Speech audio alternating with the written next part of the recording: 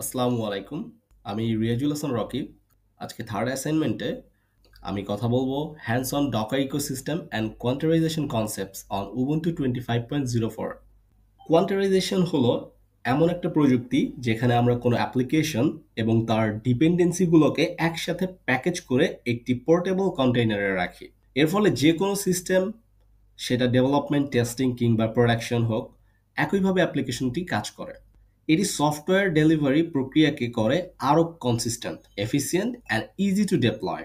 Tools যেমন Docker, Kubernetes আমাদের এই কন্টেইনার তৈরি, রান এবং ম্যানেজ করতে সাহায্য করে।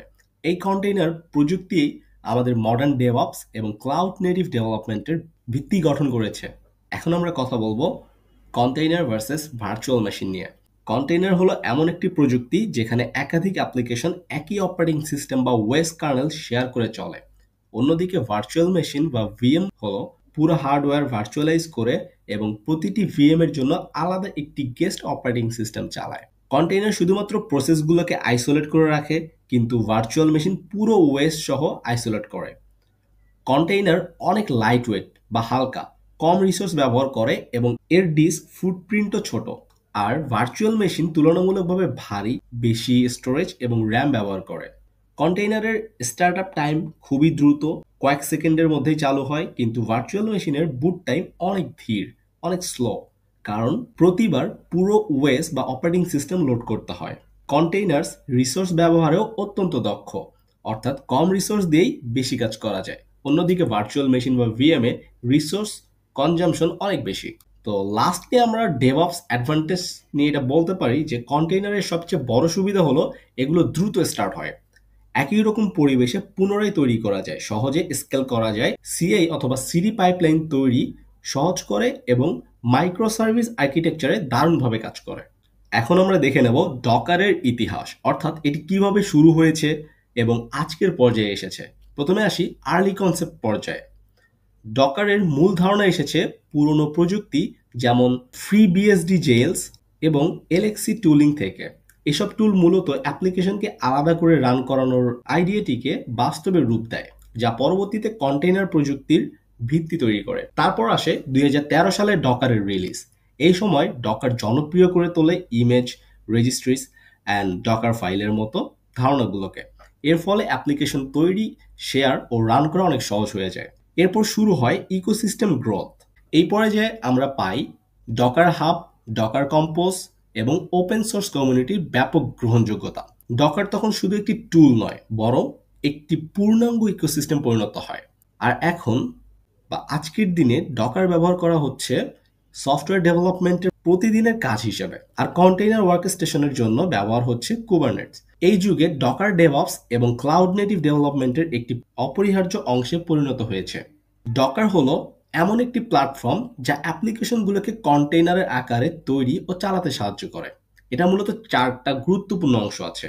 Number 1, Docker engine. এটা হলো রান টাইম যা কন্টেইনার তৈরি ও চালায়। And number 2, Docker daemon.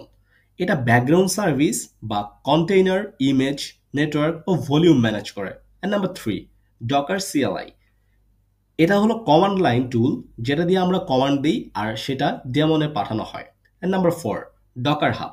এটা হলো অনলাইন রেজিস্ট্রি যেখানে ইমেজ সংরক্ষণ ও শেয়ার করা হয়। সব মিলিয়ে আমরা সিএলআই দিয়ে কমান্ড দিই, ডেমন সেটা চালায়, ইঞ্জিন কন্টেইনার রান করে, আর হাব থেকে ইমেজ নেওয়া হয়।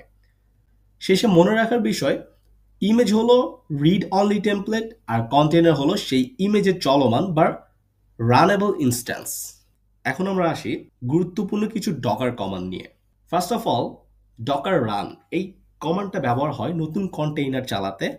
এবং নাম্বার 2, ডকার পিএস ব্যবহৃত হয় চলমান কন্টেইনারগুলোর তালিকা দেখানোর জন্য। নাম্বার 3, ডকার ইমেজ কমান্ড দিয়ে আমরা লোকাল মেশিনে থাকা সব ইমেজ দেখতে পারি। And number 4, Docker pull. Docker pull দিয়ে ডকার হাব থেকে কোনো ইমেজ ডাউনলোড করে। Number 5, Docker build. Docker build দিয়ে ডকার ফাইল থেকে নতুন ইমেজ তৈরি করে। Number 6, Docker inspect. Docker inspect কমান্ডটা দিয়ে কন্টেইনার বা ইমেজ সম্পর্কে বিস্তারিত তথ্য জানা যায়। অ্যান্ড ডকার লগস দিয়ে কন্টেইনার লগ বা আউটপুট দেখায়।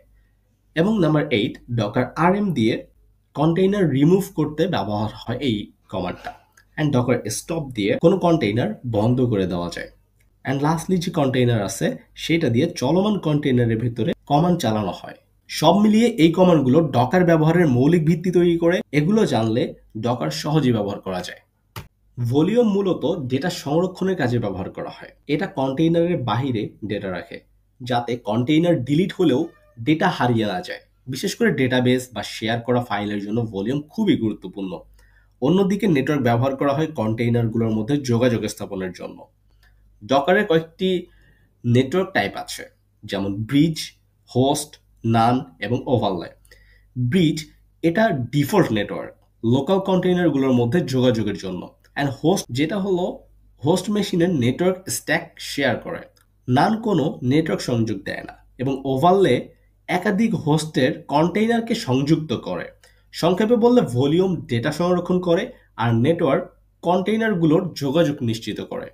তো আজকে ছিল এতটুকু আমার প্রেজেন্টেশন। অ্যান্ড এর মধ্যে যদি আপনাদের কোনো কোয়েশ্চেন থেকে থাকে সেটা আমাকে জানাতে পারেন। Thank you.